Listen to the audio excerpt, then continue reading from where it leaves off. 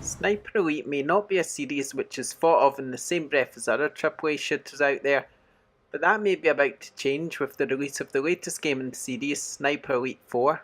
There's not too many games out there which have you sneaking around an island, trying to avoid the enemy as you find high ground in order to take out Hitler's generals. Generally in FPS games it's about going in all guns blazing and to heck with the consequences.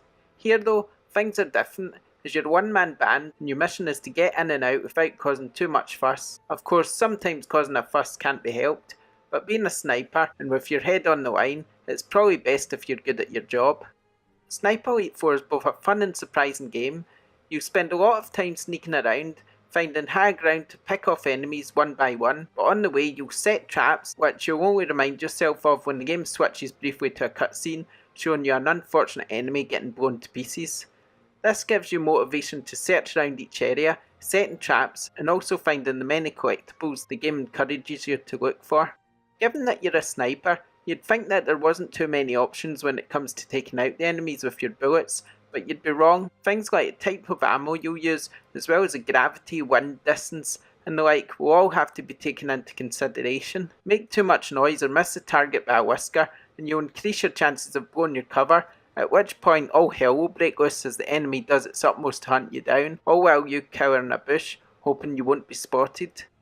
The higher you crank up the difficulty, the harder it becomes to escape these scenarios, so this is something which should be taken into consideration.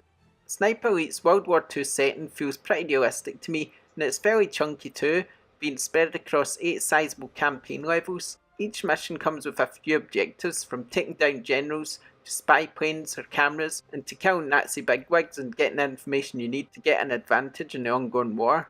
Pressing the touchpad in PS4 gains you access to the map for each mission, on which you'll find these objectives, allowing you to mark them and allowing you to see the direction and distance to your goal in game. You can go about completing missions any way you see fit, be that by hiding in a bush, taking out vehicles and enemies from close quarters, or by heading to higher ground and picking them out one by one. What's also great about high ground is that once you spot an enemy, they will stay on your map, allowing you to have a decent idea of their whereabouts, so you always have the upper hand if you scout an area before taking anyone out. What's great about each level is they all feel so different, sending you to all manner of environments, from a remote island to a mansion, woods and more. The woods especially give you the cover you'll need if you decide to try your luck at being a demolitions expert, setting up trap mines or making use of enough TNT to take out a small army. Whatever way you decide to play through the game, you'll enjoy taking out the enemy and finding the numerous amounts of collectibles, weapons and equipment that you'll come across in your travels, all while admiring the fantastic presentation which seems to shine more on the PS4 Pro, especially when viewed on a 4K HDR television. When it comes to multiplayer, there are a few options. First off, you can play the entire campaign in co-op with a friend, and if that's not enough for you, then there's a 4-player survival mode too.